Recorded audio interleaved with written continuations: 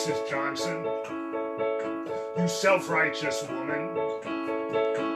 Sunday school teacher, what brings you out slumming? Do you think that the preacher would approve where you are?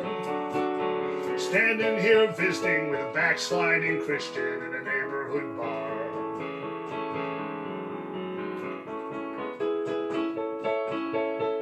Why, yes, that's my bottle. And yes, that's my glass. And I see you eyeballing this pretty young lass. It ain't none of your business. But yeah, she's with me. And we don't need no sermons, you self-righteous woman, so just leave us be. The Lord knows I'm drinking and running around, and he don't need your loud mouth informing the town. The Lord knows I'm sinning, and sinning ain't right. But me and the good Lord gonna have us a good talk later tonight.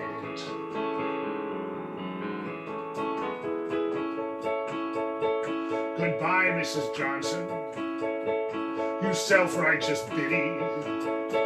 I don't need your preaching, and I don't need your pity. So go back to whatever you hypocrites do. And when I talk to heaven, be nice and I'll put in a good word for you. The Lord knows I'm drinking and running around, and he don't need your loud mouth informing the town. The Lord knows I'm sinning, and sinning ain't right. But me and the good Lord gonna have us a good talk later tonight. Yes, me and the good Lord gonna have a nice long talk later tonight. Well, goodbye, Mrs. Johnson, and hello, everybody else. Welcome back. It's June. It's Tennessee Walt's A Distant Country 3. I am still Tennessee Walt. My name is still not Walt, and I'm still not from Tennessee. I had hoped that by now we would be done with this online concert thing and could be back to the real world, but since we are still where we are, I am pleased as punch that you have joined us today for another round of classic country songs. We began with The Lord Knows I'm Drinkin', written by the great Whisperin' Bill Anderson. It was the first #1 single of Cal Smith's career in 1972, and since then it has been recorded by lots and lots of other artists. My particular favorite is Ernest Tubbs' version. Where do you think Anderson got the idea for a song like that? I mean, it's kind of an odd notion for a song. If you'd like to find out, the place to look is the program notes for this show, which are available on TennesseeWalt.com. That's my personal website. And the blog, the latest entry, is a complete set of program notes for this show. The blog is worth your attention in any case. It's, I guess, 45 different essays that I've written over the course of the last 4 years on classic country music. Some of them are scholarly, some of them are humorous. They are all deep dives into the world of classic country, and they are all very, very Tennessee Walt.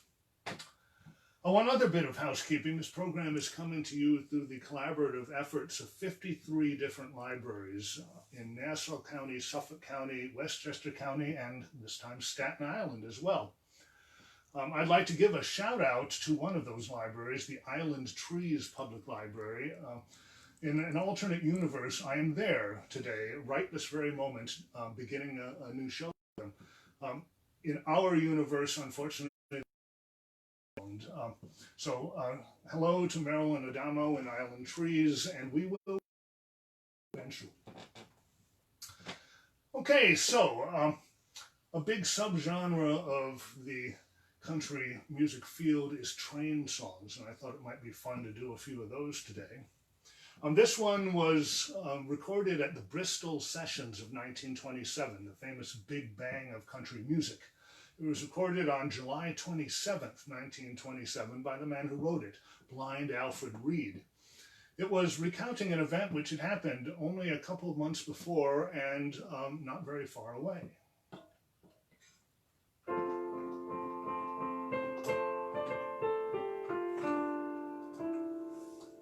I'm sorry, we'll do it again. The song is called The Wreck of the Virginian.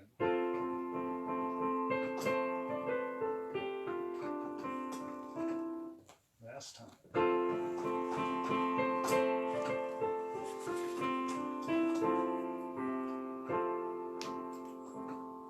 Come all you brave bold railroad men and listen while I tell the fate of E.G. Aldrich, a good man we all loved well. This man was running on a road known as Virginian Line. He was a faithful engineer and pulled his train on time.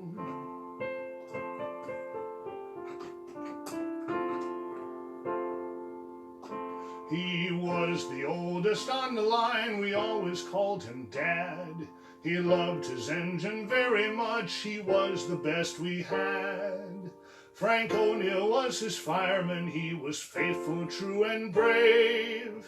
He stayed with Dad, he died with Dad, and filled a new-made grave.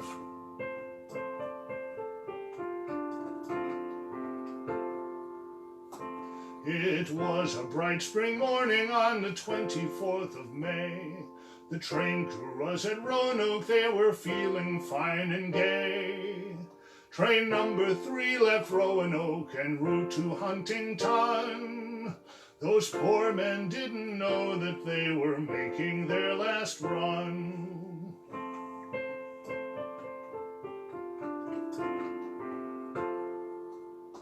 Dad pulled his train, a pleasing smile on his bright face did gleam. He did not have to grumble, Frank sure gave him lots of steam. At 11:52 that day they just left Ingleside. An eastbound freight crushed into them, they took their final ride.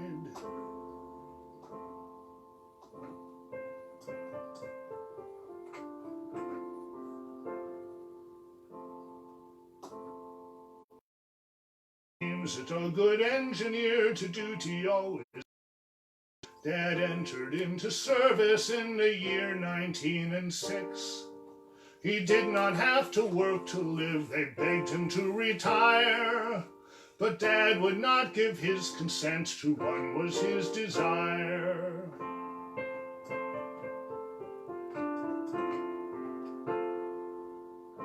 Dear ladies, if your husband runs an engine on the line, you may expect a message of his death most any time. All railroad men should live for God and always faithful be. Like Dad and Frank, they soon may pass into eternity.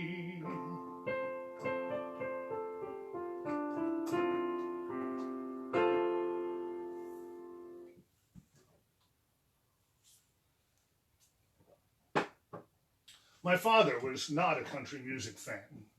To be fair, even as late as the time of his death, I myself was not a country music fan. But there were a handful of country songs that he loved, though he probably would have denied that they were in fact country songs. Probably his favorite was one that had been written way back in 1882 by J.A. Roth. It had undergone a lot of tinkering and tampering over the course of the next 50 years before it was recorded by the Carter family in the 1930s and by Roy Acuff in the 1940s. Among other things, along the title.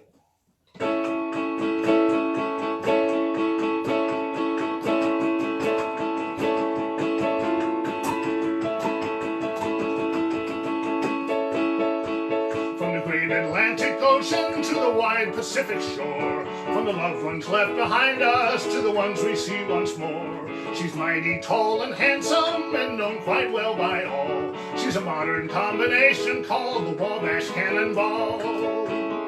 Listen to the jingle, the rumble, and the roar. as she glides across the woodlands on her way from shore to shore. Hear the mighty roar of the engine, hear the lonesome hobo squall. You're riding through the jungles on the Wabash Cannonball. Oh, the eastern states are dandy, so the eastern people say. From New York to St. Louis and Chicago by the way. To the hills of Minnesota where the rippling waters fall. No changes to be taken on the Wabash Cannonball.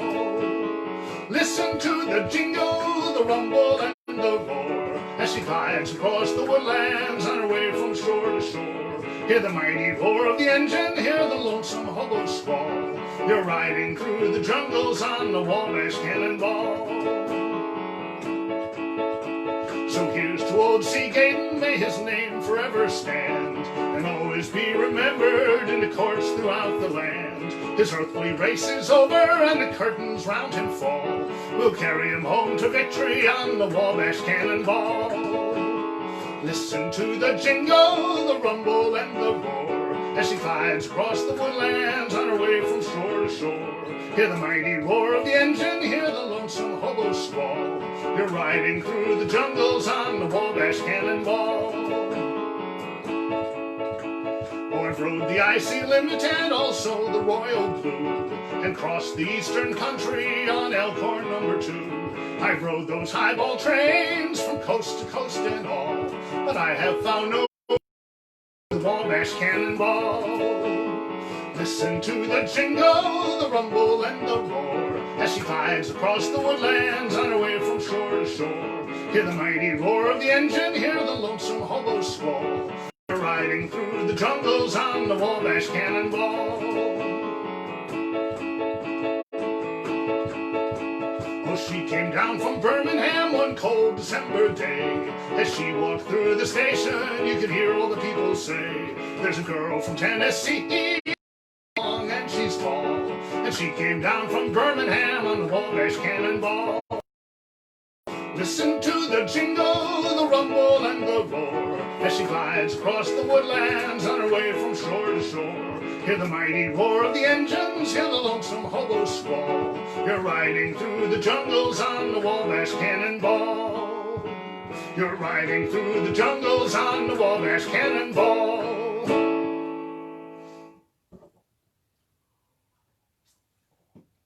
Oh yeah, I know what some of you are thinking. The second most popular song I ever wrote probably is a train song, and some of you are hoping that I'll sing it right now. The thing is, it would be kind of hostile to our listeners, and there are some who do not ride the Long Island Railroad. But what the heck, I think they can deal with it, don't you?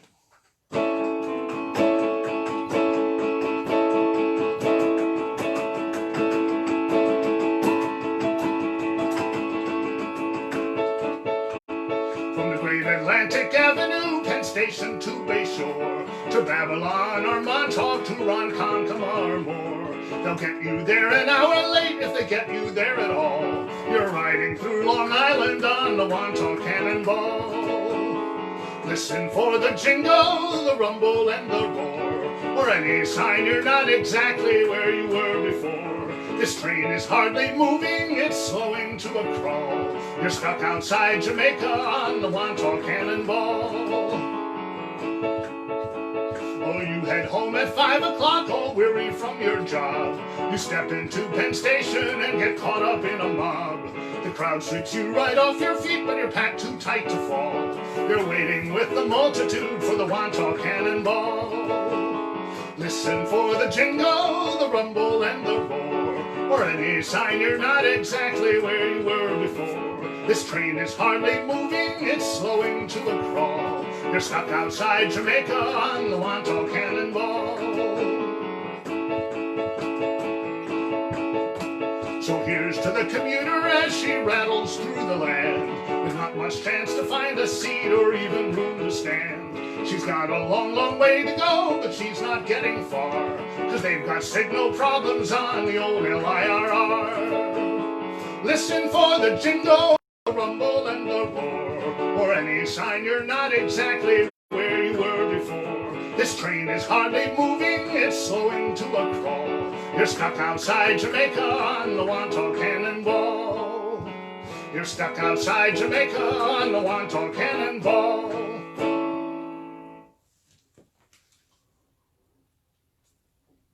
Apologies to those from outside Long Island. We won't do that again.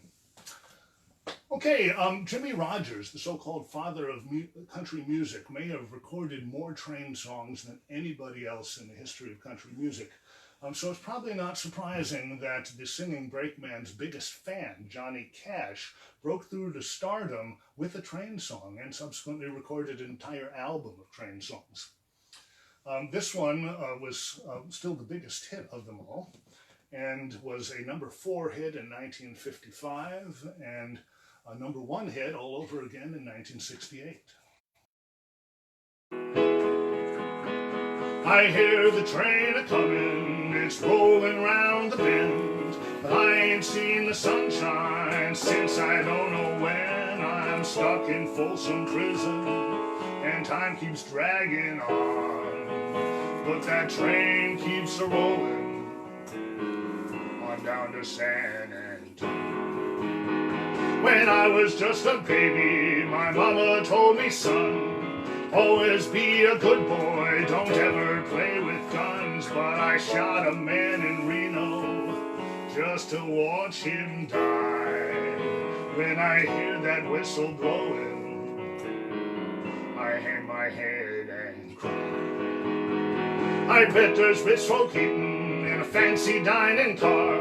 They're probably drinking coffee and smoking big cigars. Well, I know I had it coming. I know I can't be free. But them people keep a-moving, and that's what tortures me. If they freed me from this prison, if that railroad train was mine, I bet I'd move it on a little farther down the line, far from Folsom Prison.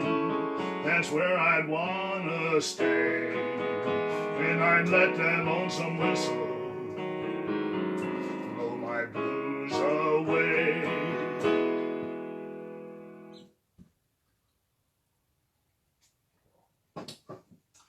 Where do songwriters get the ideas for their songs?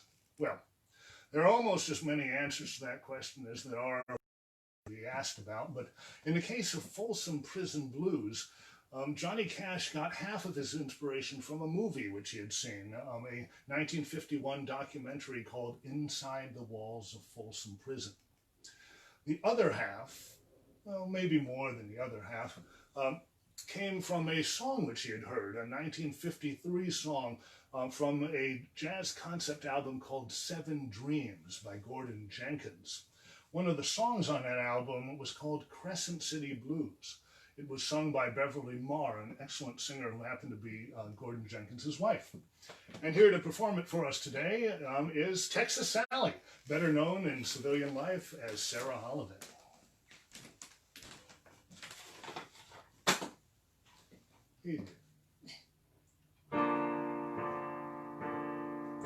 I hear the train a-comin', it's comin' round the bend, and I ain't been kissed, Lord, since I don't know when. The boys in Crescent City don't seem to know I'm here. That lonesome whistle seems to tell me Sue disappeared. When I was just a baby, my mama told me, Sue, when you're grown up, I want that you should go and see and do. But I'm stuck in Crescent City, just watching life mosey by. When I hear that whistle blowing, I hang my head and cry. I see those rich folks eating in that fancy dining car. They're probably having pheasant breast and Eastern caviar. Now I ain't crying envy, and I ain't crying mean. It's just that they get to see things that I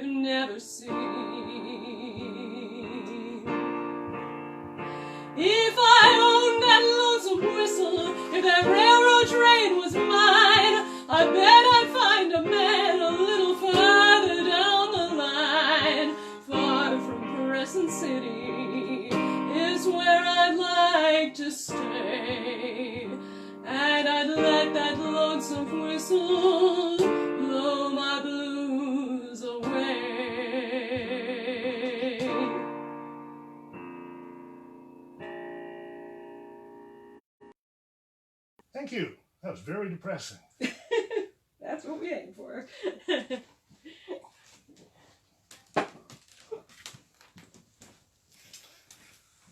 Now, isn't it hard to believe that Gordon Jenkins actually sued Johnny Cash for plagiarism?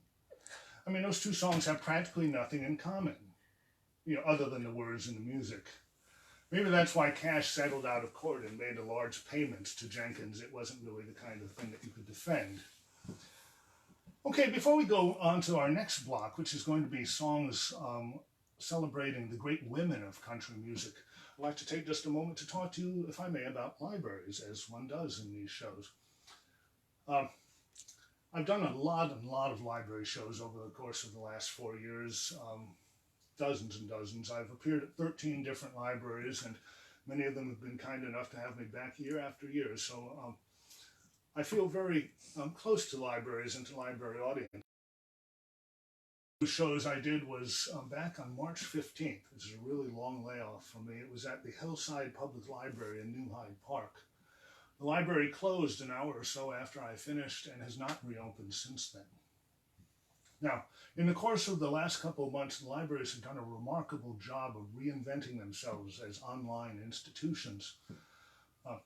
I happen to be married to a program director at a library, so I have had a front row seat, and it's been amazing to watch. Possibly it shouldn't amaze me, though, because libraries really are very good at adapting. My lovely wife works for the New York Society Library in Manhattan, which has flourished through the Revolutionary War, the Civil War, a World War, the flu epidemic of 1917, 1918, the Great Depression, another World War, Korea, Vietnam, 9/11, and now this. But libraries are good at adapting.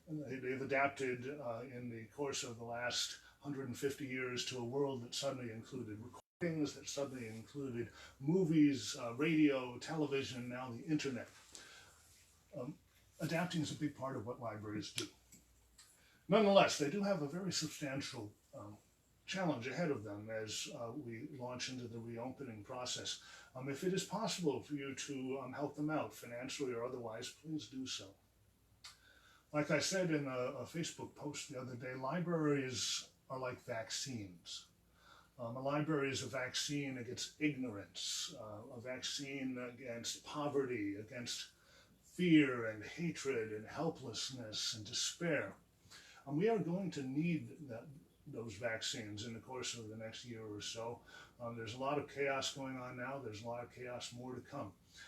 Please bear the libraries in mind during that period. Okay, so the great women of country music. It's hard for men to celebrate the great women of country music. Our voices are just structured considerably differently. But most of us do it anyway because the women just have so many really great songs. This one was written by Don Gibson in 1957. He recorded it himself that year. The next year it was a huge hit for Kitty Wells.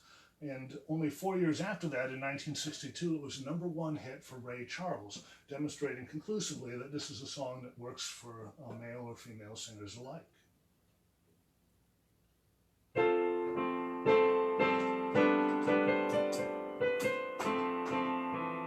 I can't stop loving you, but I've made up my mind to live in memories of a lonesome kind.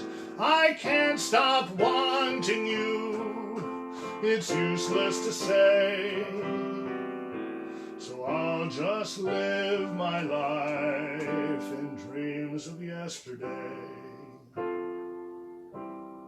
Those happy hours that we once knew so long ago still make me blue. They say the time heals a broken heart, but time has stood still since we've been apart. I can't stop loving you, so I've made up my mind to live in memory some kind. I can't stop wanting to, it's useless to say, so I'll just live my life in dreams of yesterday.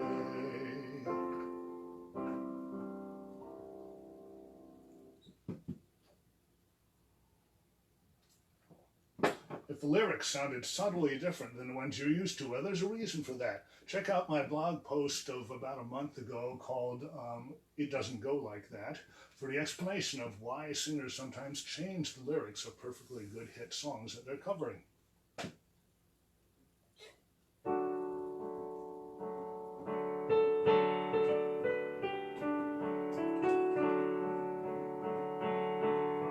Sweet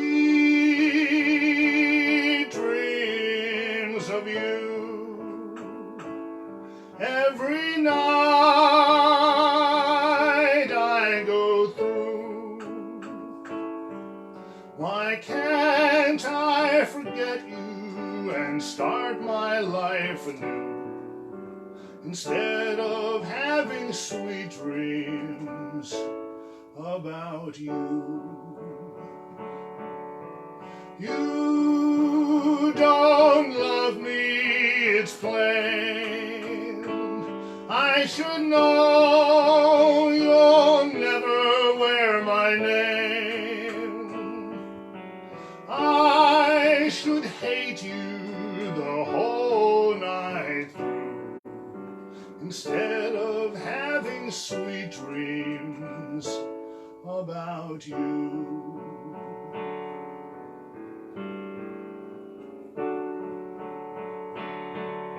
Sweet dreams of you, dreams I know can't come true. How can I forget the past, start loving someone new, when I'm still having sweet dreams about you?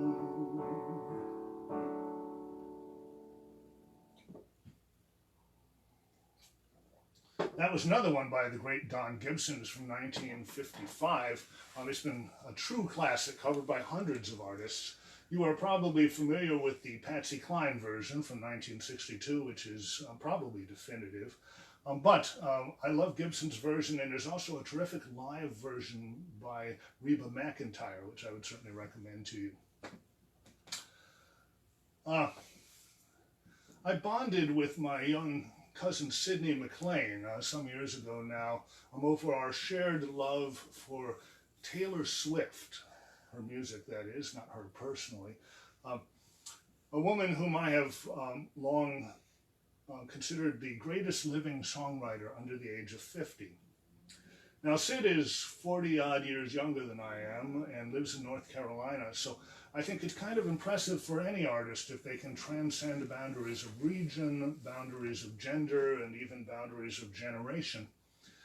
Now, in recent years, Taylor Swift has drifted away from country in a pop direction, and I can't speak for Sid, but I'm not as into her work as I used to be. But I am hoping that she will make her way back to country and to songs that are actually about something sooner rather than later. In the meantime, this is one of her many great songs. It's from 2010. She was only 20 when she wrote it, which speaks to just how great a songwriter she is.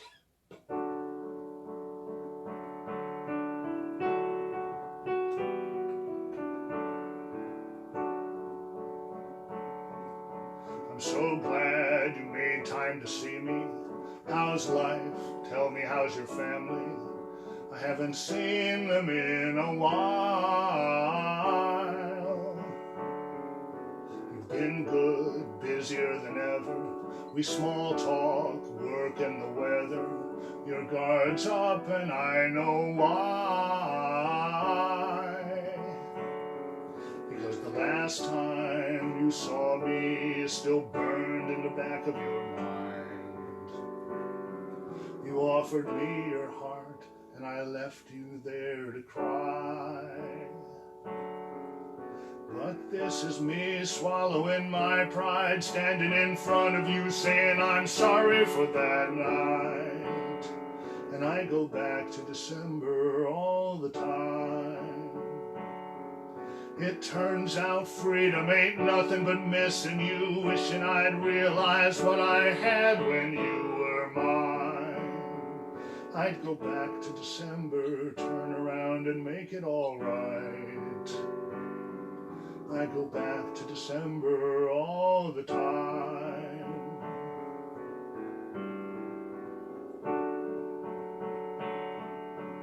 These days I haven't been sleeping, staying up, playing back myself, leaving when your birthday passed and I didn't call. And I think about summer, all the beautiful times I watched you laughing on the passenger side and realized I loved you in the fall. Then the cold came, the dark days when fear crept into my mind. You gave me all your love, all I gave you was goodbye. But this is me swallowing my pride, standing in front of you saying I'm sorry for that night. And I go back to December all the time. It turns out freedom ain't nothing but missing you, wishing I'd realized what I had when you were mine. I'd go back to December, turn around and change my own mind. I go back to December all the time.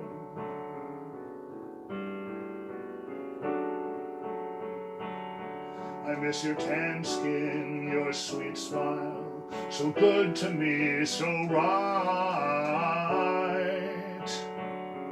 How I held you in my arms that September night.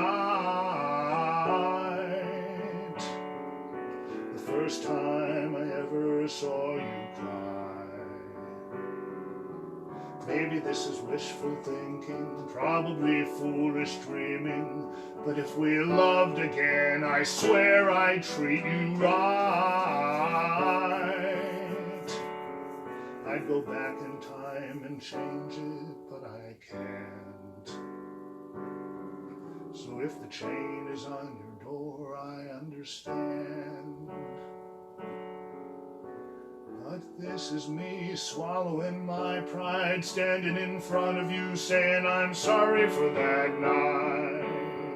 And I go back to December all the time. It turns out freedom ain't nothing but missing you, wishing I'd realized what I had when you were mine. I'd go back to December, turn around and make it all right. I'd go back to December, turn around mind. I'd go back to December all the time, all the time, all the time.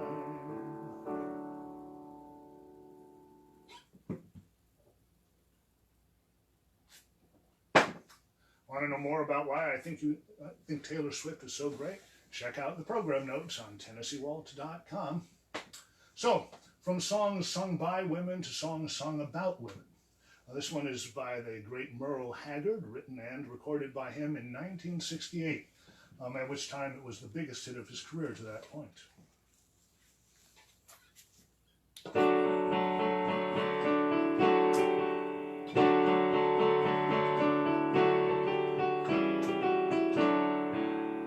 First thing I remember knowing was a lonesome whistle blowing and a youngin's dream of growing up to ride on a freight train leaving town, not knowing where I'm bound, and no one could change my mind, but Mama tried. The one and only rebel child of a family meek and mild, my Mama seemed to know what lay in store. spite of all my Sunday learning, to the bad I kept on turning, till Mama couldn't hold me anymore. And I turned 21 in prison, doing life without parole. No one could steer me right, but Mama tried, Mama tried, Mama tried to raise me better. But her pleadings I denied, that leaves only me to blame, 'cause Mama tried. Dear old Daddy, rest his soul, left my Ma a heavy load. She tried so very hard to fill his shoes, working hours without rest, wanted me to have the best. She tried to raise me right, but I refused. And I turned 21 in prison, doing life without parole. No one could steer me right, but Mama tried, Mama tried, Mama tried to raise me better. But her pleadings I denied, that leaves only me to blame, 'cause Mama tried. That leaves only me to blame, 'cause Mama tried.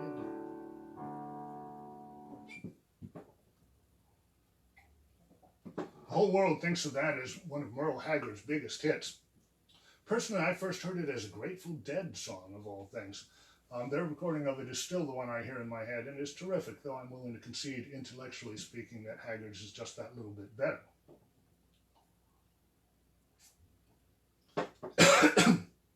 Excuse me.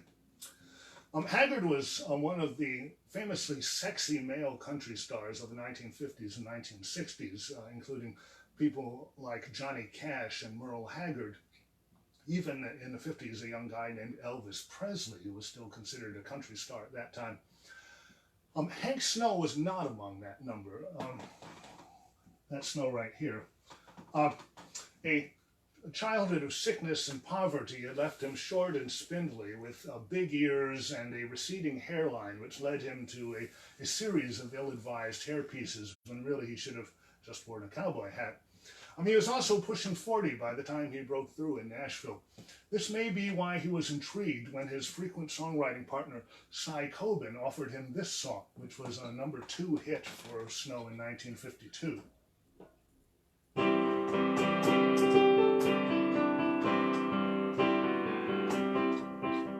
I'm a ladies' man, oh yes sirree, I love the gals and gals love me. Can I make them swoon? Oh yes I can. Don't know what it is about me they love, but whatever it is, I got plenty of. Make way for me, I'm a loving ladies' man.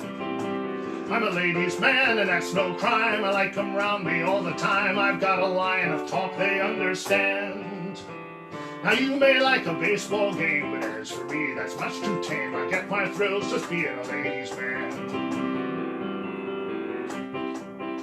Been a ladies' man since I was 3. The women used to bounce me on their knee. They'd always say, when he grows up, watch out. When the gals see those big blue eyes, they'll flock around like a bunch of flies. If women knew what they were talking about. I'm a ladies' man, I get the breaks. I guess I've got everything it takes. And when it comes to loving, they like my brand. The gals just won't leave me alone. I had to disconnect my phone. That's how it is when you're a ladies' man. I'm a ladies' man, oh yes sirree, I love the gals and gals love me. When it comes to dates, I'm in demand.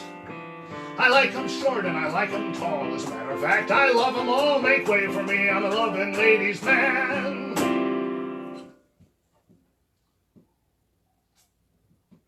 I don't know what it says that my wife thinks that the idea of me singing that song is hilarious, but there it is. Well, at this point in the show, I typically would apologize to you for not being able to take requests, because after all, I can't see or hear the audience. But this time I anticipated that problem, and when I announced the show to the people on my email list and also to the people who follow me on Facebook, I took the opportunity to ask them to submit any requests they have.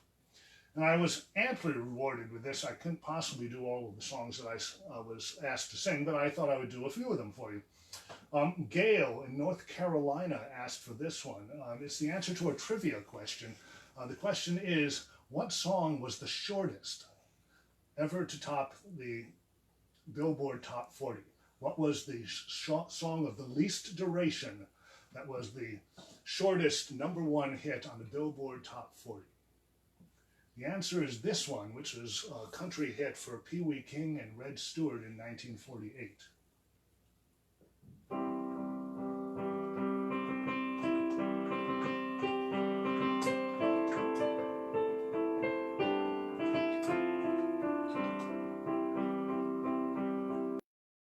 I was dancing with my darling to the Tennessee waltz when an old friend I happened to see introduced him to my loved one, and while they were dancing, my friend stole my sweetheart from me.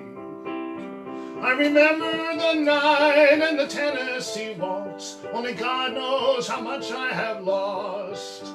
Yes, I lost my little darling the night they were playing that beautiful Tennessee waltz.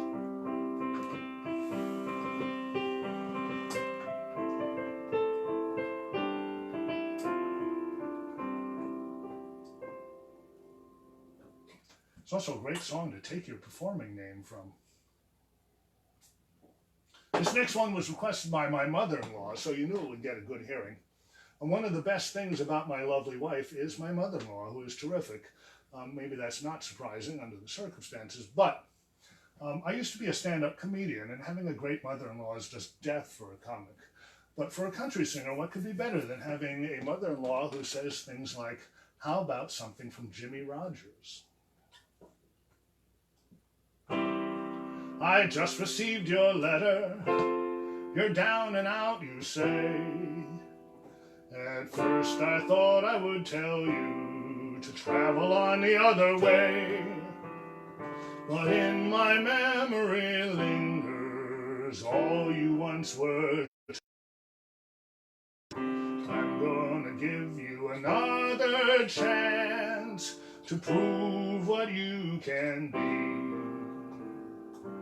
Any old time you wanna come back home, drop me a line and say no more you'll roam. You had your chance to play the game fair. When you left me, sweetheart, you left behind a load of care. Now that you're down, I'm gonna stick by you.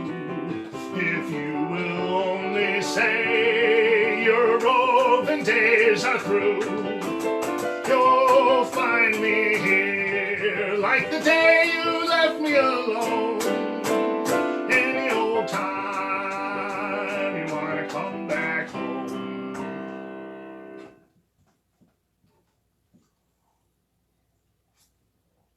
Alan in Levittown asked me for a hard one. Because the artist he's interested in is not one of my favorites. It's not that I don't think that Jim Reeves had a terrific voice, but he was one of the kings of the Nashville sound, which from my point of view means that he pretty much wasn't a country singer at all. With all the violins and trumpets and backup choruses, he was about as much country as Perry Como was. But I can't deny that he had a terrific voice and he sang a lot of wonderful songs. And a lot of country fans love his work. So I thought about it and I decided that I really ought to have at least one Jim Reeves song in my repertoire. So this is the one that Alan requested. It's from 1952. It was written by Ray Winkler and John Hathcock.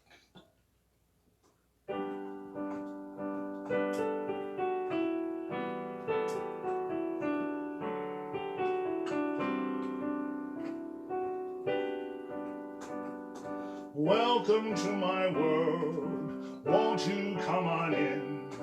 Miracles, I guess, still happen now and then. Step into my heart, leave your cares behind. Welcome to my world, built with you in mind. Knock and the door will be opened. Seek and you will find. Ask and you will be given the key to this heart of mine. I'll be waiting there with my arms unfurled, waiting just for you. Welcome to my world.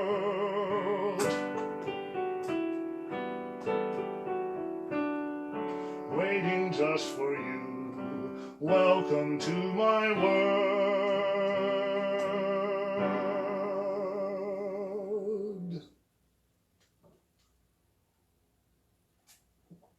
My lovely wife has a very intriguing theory about what's going on in that song. I'm not going to go into it now, but if you check the program notes at TennesseeWalt.com, you can find out for yourself. It's really quite an offbeat reading of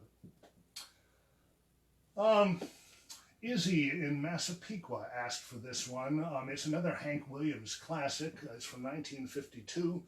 More specifically, it was recorded on July 11th, 1952. And I give you that specific date because only the day before there had been a milestone in Hank Williams' life. His divorce from his first wife, Audrey, had been finalized.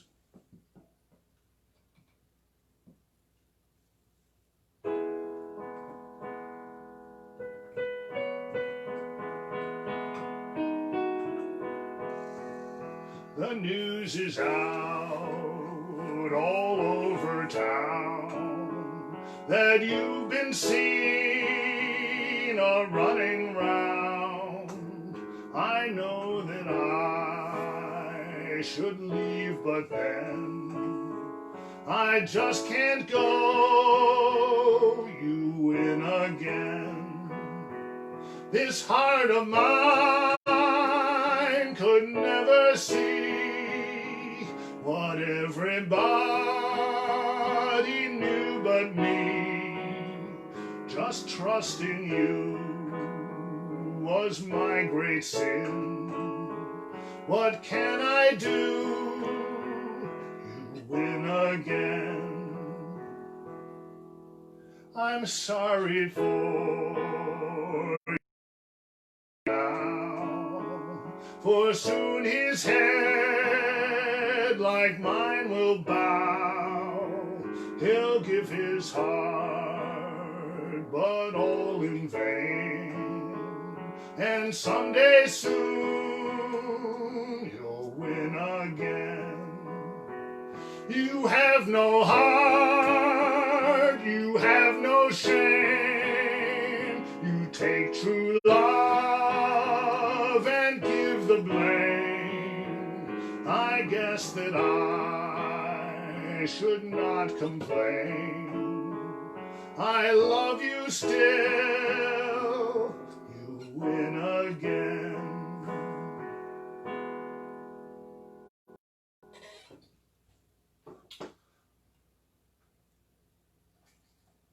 When Hank Williams became one of the inaugural 3 inductees into the Country Music Hall of Fame in 1961, his fellow inductees were Jimmy Rogers, the so-called father of country music, which figures, and Fred Rose, who's a much less well-known figure. Rose made vital contributions to the evolution of country music as a publisher. He's the Rose in Acuff Rose, the most important music publisher in the history of Nashville. But his greatest impact probably came as Hank Williams' producer and songwriting partner, sometimes credited, sometimes not.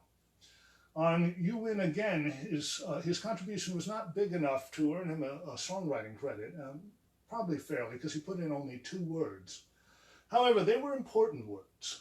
When Williams sang him the song, Rose said, "I love it, it's a great song, but I don't like the title. You should change I Lose Again to You Win Again." It is out of minor changes like that that hit songs are born. Well, my lovely wife grew up in Texas hating country music, which, given the period in which she grew up, meant hating Garth Brooks. However, ever since I've known her, which is a long time now, she's told me that there is one Garth Brooks song which is really great. And I thought, since I was taking requests today, why don't I do that one? This is from 1992, and it was co-written by Brooks and by Victoria Shaw.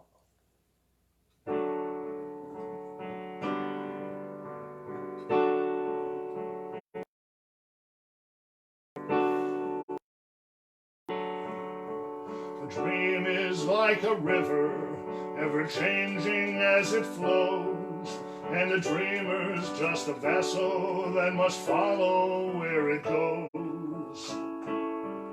trying to learn from what's behind us, never knowing what's in store, makes each day a constant battle just to stay between the shores. But I will sail my vessel till the river runs dry, like a bird upon the wind. These waters are my sky, I'll never reach my destination if I never try, so I will sail my vessel till the river runs dry. Too many times we stand aside and let the water slip away. What we put off till tomorrow all too soon becomes today. So don't sit upon the shoreline and say you're satisfied. Choose to chance the rapids and dare against the tide. And I will sail my vessel till the river runs dry, like a bird upon the wind. These waters are my sky, I'll never reach my destination if I never try, so I will sail my vessel till the river runs dry. There's bound to be rough waters, and I know I'll take some falls, but with the good Lord as my captain, we can make it through it all. So I will sail my vessel till the river runs dry, like a bird upon the wind. These waters are my sky, I'll never reach my destination if I never try, so I will sail my vessel till the river runs dry. Yes, I'll sail my vessel till the river runs dry. Points to Mr. Brooks for that one.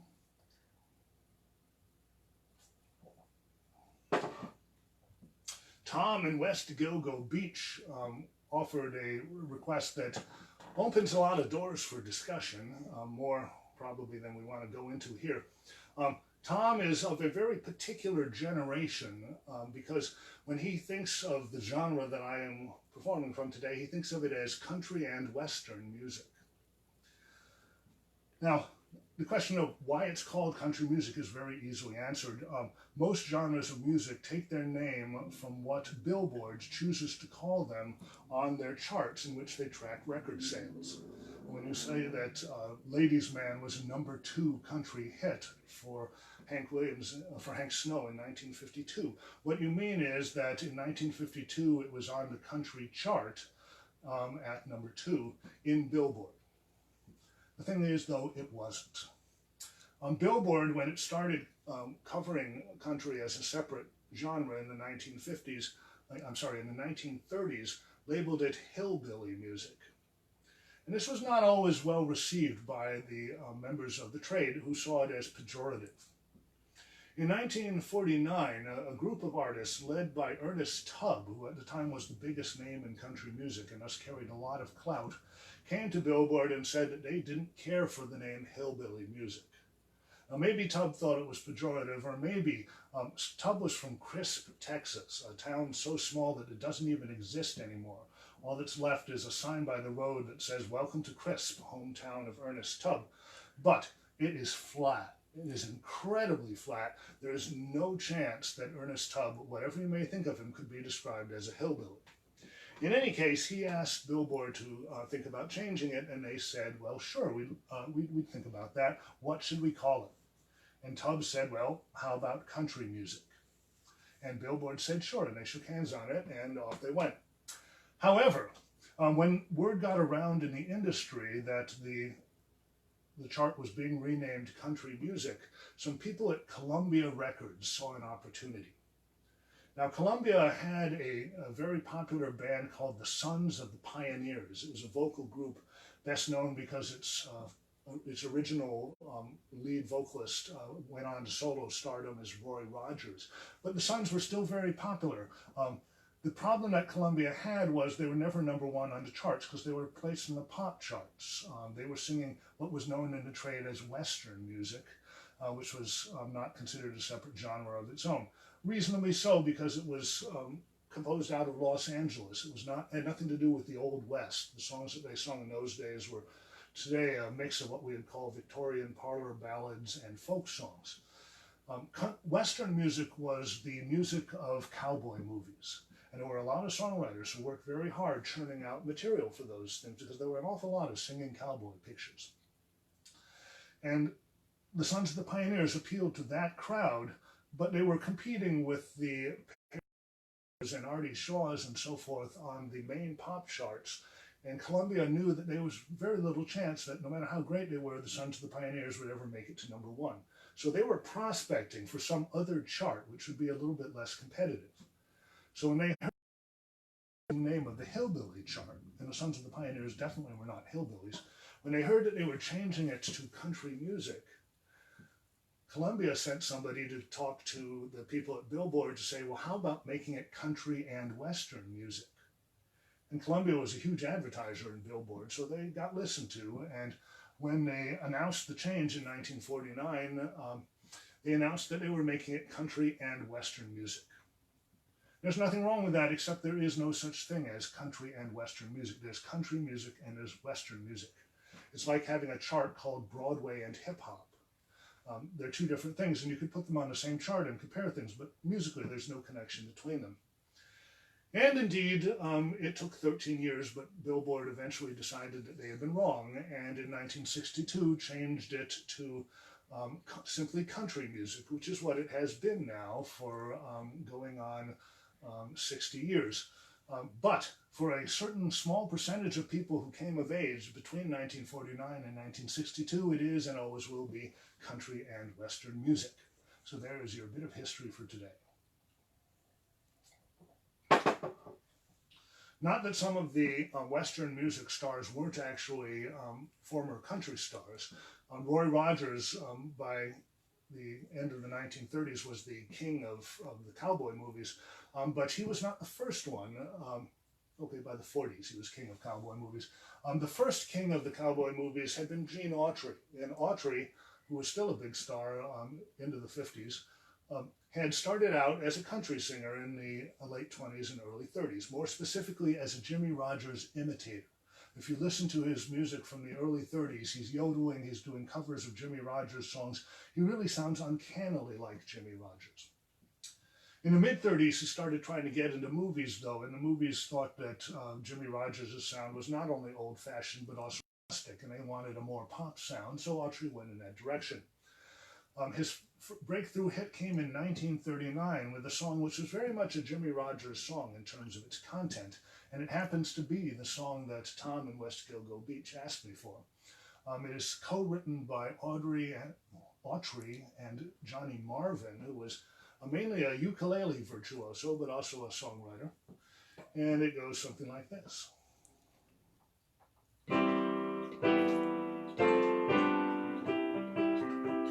Goodbye, little darling, we're parting.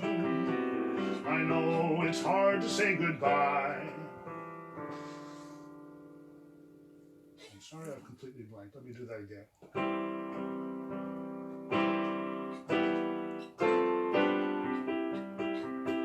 Goodbye, little darling, we're parting. I know it's hard to say goodbye. You'll find someone new, and he'll be good to you. Goodbye, little darling, goodbye. Goodbye, little darling, I'm leaving. Give me one tender last goodbye. I found out just now I'm in your way somehow. Goodbye, little darling, goodbye. Goodbye, little darling, don't worry. Parting don't always mean goodbye.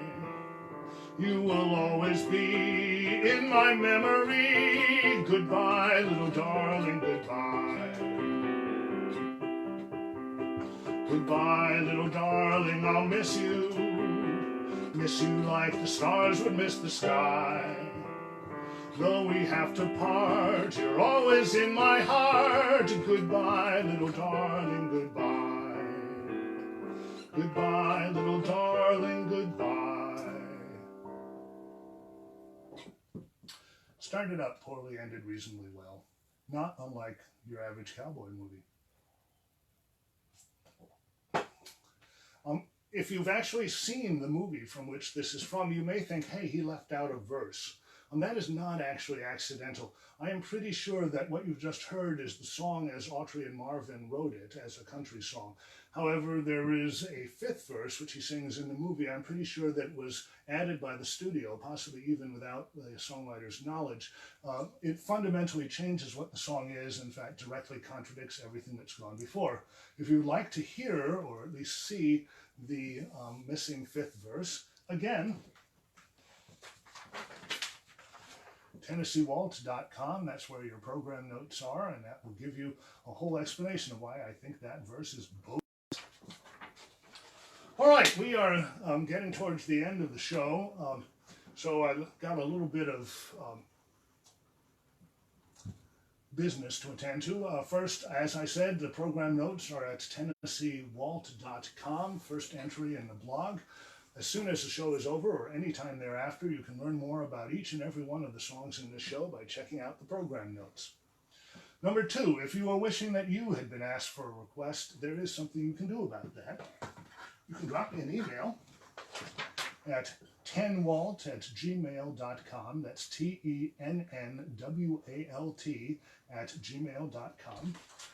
And I will put you on our email list. You will be notified of all upcoming Walt shows, both online and in the real world, and you will have an opportunity to submit requests for any online shows that I may be doing. I'd like to thank you for tuning in today, and in particular ask you to bear the libraries in mind in this upcoming very volatile period. If you're not able to contribute, you might at least drop the libraries a note of thanks. You can go to your library's Facebook page or send them an email via their website.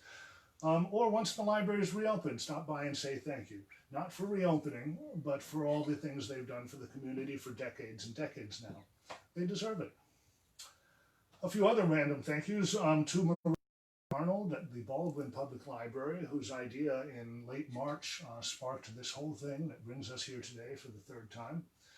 Also to Sarah Holliday, my camera operator, guest vocalist, webmaster, editor, and all-around brains of the operation. And most of all to you for sharing some. So, as we come to the end of the show, by which I'm the beginning of the encores, I would like to wrap up with the first country song that I ever taught myself on the piano. This was way back in 2014, before the idea of Tennessee Walt had ever occurred to me. I just found myself fiddling around with it, and it seemed worth doing for itself. I'd probably do it differently if I was doing it today, but I have a sentimental attachment to the old version. It is another Hank Williams song from 1952, when his life was falling apart, but he could not miss it in the recording studio. His first wife, Audrey Williams, also said that he wrote it about himself. His second wife, Billie Jean Williams, always said that he wrote it about Audrey. You can be your own judge on that.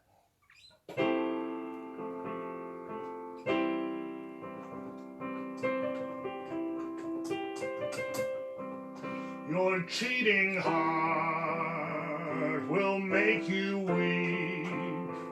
You'll sigh and try to sleep, but sleep won't come the whole night through. Your cheating heart will tell on you when tears come down like falling rain. You'll toss around and call my name. You'll walk the floor the way I do. Your cheating heart will tell on you. Your cheating heart will pine someday and crave the love you threw time will come when you'll be blue. Your cheating heart will tell on you. When tears come down like falling rain, you'll toss around and call my name. You'll walk the floor the way I do. Your cheating heart will tell on you.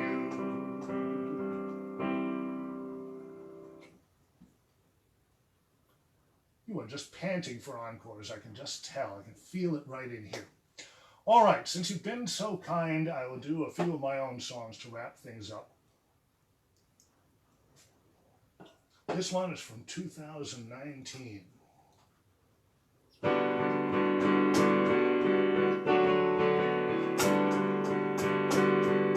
There isn't any doubt I should have spoken out.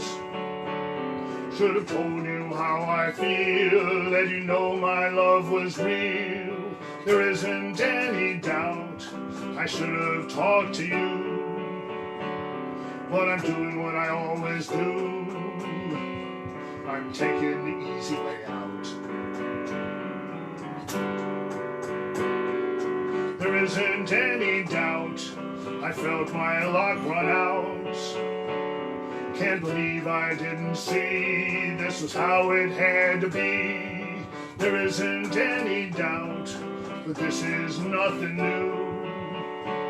Instead of doing what I ought to do, I'm taking the easy way out.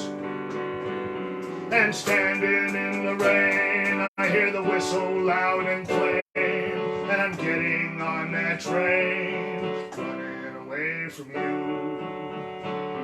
And when you finally see, I know how mad you'll be, and I know when you'll think of me, you'll hate me for this as much as I already do. There isn't any doubt I always chicken out. Instead of being there with you, I'm doing what I always do. I'm taking the easy way out.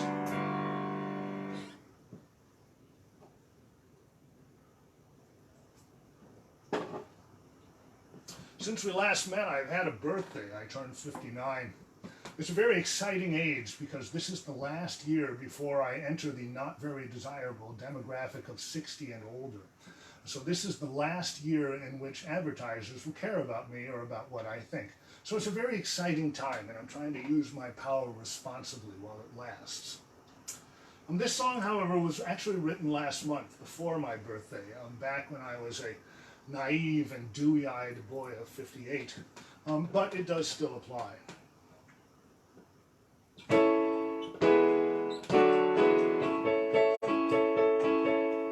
No, that's not it at all.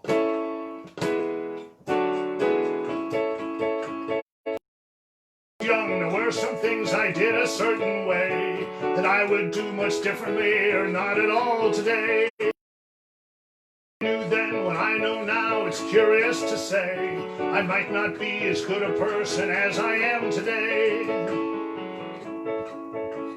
A friend of mine said, that was great, let's have another two. These ones are going on my tab, the next ones are on you. I said, I've got to go, I have some errands to be run. He said, hey man, you used to be a guy who had some fun. It isn't that I'm getting old and don't know where to start.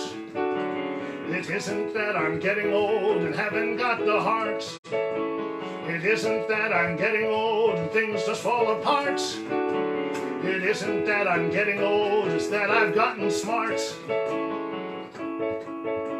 Some friends went bungee jumping and said, hey man, come along. The weather's really great, hey, what's the worst that could go wrong? I said, you're right, that sounds like fun, why don't you go ahead? But as for me, I'll pass and maybe take a walk instead. It isn't that I'm getting old and don't know where to start. It isn't that I'm getting old and haven't got the heart. It isn't that I'm getting old and things just fall apart. It isn't that I'm getting old, it's that I've gotten smart. A sweet young thing invited me to stop by any time. Her eyes were bright, her smile was sweet, her figure just sublime. She said, stop by some afternoon, your wife need never know. But I disappointed her and said, I'll still pass even so. It isn't that I'm getting old and don't know where to start. It isn't that I'm getting old and haven't got the heart. It isn't that I'm getting old and things just fall apart. It isn't that I'm getting old, it's that I've gotten smart. It isn't that I'm getting old, it's that I've gotten smart. That was the first time I've ever performed that song. Back in August 2017, you may remember there was a total eclipse that was visible across most of North America. Now, as it happened, it was not total where we were, which was in northern Michigan. You needed to be a good bit further south for that. In fact, one of the best places in the country to view it was said to be Nashville. Now, the eclipse was on a Sunday afternoon, on a Monday afternoon. On the Sunday, my wife and I attended a church service in Petoskey, Michigan. And during the announcements, the minister apologized for the fact that he wouldn't be there for the coffee hour after the service because he was jumping into a car to drive to Nashville to see the eclipse. Okay, so the next day, the eclipse is supposed to be at 2 p.m. And at about 1 p.m., the sky clouded over and it never cleared up. And around 2 o'clock, I said to my wife, glad I didn't go to Nashville. Well, I didn't think anything more about it at the time, but a couple of weeks later, driving south on I-75 on my way home, I suddenly found myself singing this particular song.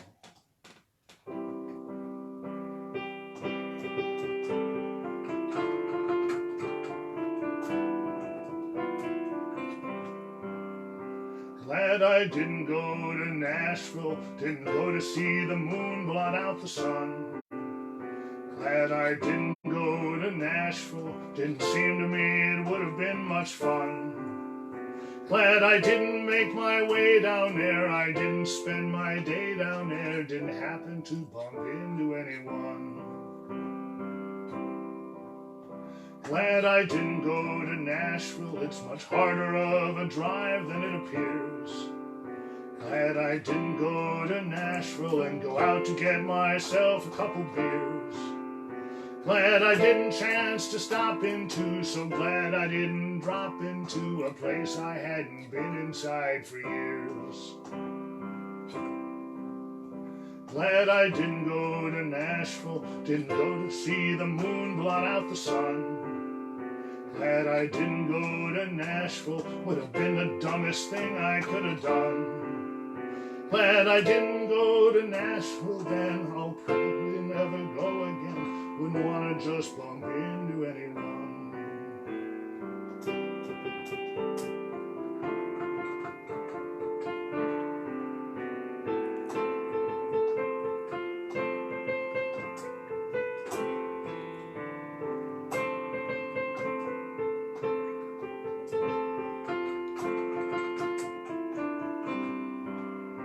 Glad I didn't go to Nashville, didn't meet somebody there I used to see.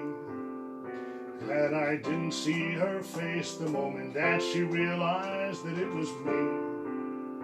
Didn't see the way she knew me or the way she looked right through me. That's the last place on this earth I'd want to be. Glad I didn't go to Nashville, didn't go to see the moon blot out the sun.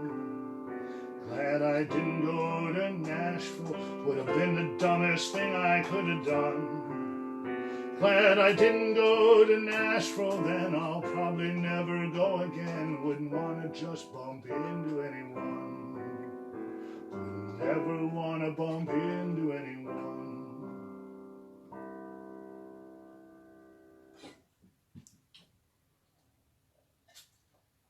I'm told, by the by, that actually it was cloudy in northern Michigan, but it was clear in Nashville. They had a great time watching the eclipse. So probably the minister was happy he went there. But I'm happy I got the song out of it as well. All right, one more song to wrap us up. It is a tough thing in the 21st century to be writing country music, because one of the things that people love about country music is its familiar tropes about rural life, about agriculture, about all the things that the Carter family and Jimmie Rodgers were singing about 90 years ago. The other thing that country music prizes, however, is authenticity.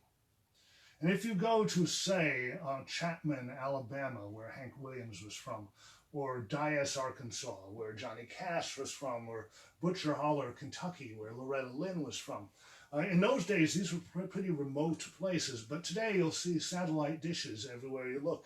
All the people there are on the internet, they're on Facebook, they're doing email, they're listening to Spotify and all this kind of thing. So the question is, how can you write an authentic country song in the 21st century? It seems like the same way that the Carter family had to write about farming, today you have to write about the internet. So back in 2016, I wrote a country song about the internet, and this is it. I've seen the pictures that you've seen, and I know what you think they mean. We've got a situation here, so let me make one thing quite clear. That isn't me, that's just some guy. I don't know why they say it's me. It isn't me, it couldn't be, that's just some fool. That fella there just wears his hair the way I do.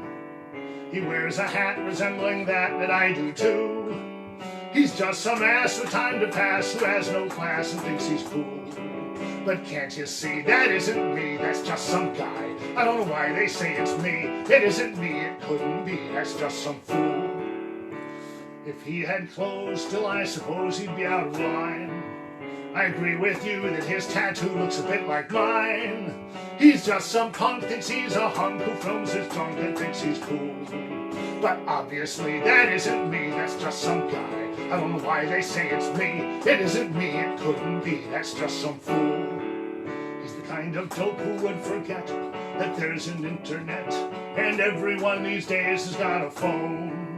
The kind of idiot to think, when he's had too much to drink, of doing things he ought to leave alone. Me, that's just some guy. I don't know why they say it's me. It isn't me, it couldn't be, that's just some fool. That gal is hot, and yeah, she's not much like my wife, who wouldn't be at anything like that in all her life. He's just some jerk whose brain don't work, who goes berserk and thinks he's cool. Can't we agree? That isn't me, that's just some guy. I don't know why they say it's me. It isn't me, it couldn't be, that's just some fool. That isn't me, it couldn't be, that's just some guy.